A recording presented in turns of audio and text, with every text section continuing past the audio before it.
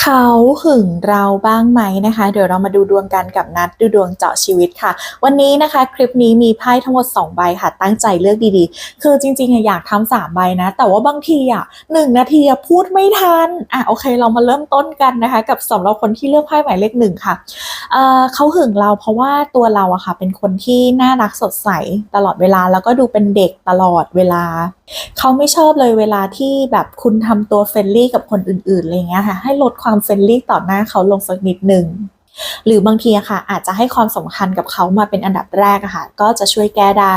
สำหรับคนที่เลือกไพ่หมายเลข2นะคะเขาหึงเราบ้างหรือเปล่าจริงๆเขาไม่ได้หึงหรอกคิดว่าเขาน่าจะห่วงมากกว่าแล้วก็ห่วงมากกว่าค่ะเอ๊ะอย่างนั้นเขาเรียกว่าหึงหรือเปล่านะฟังมาถึงตรงนี้แล้วฝากกดติดตามกดไลค์กดแชร์ด้วยนะคะแล้วก็คอมเมนต์ด้วยค่ะ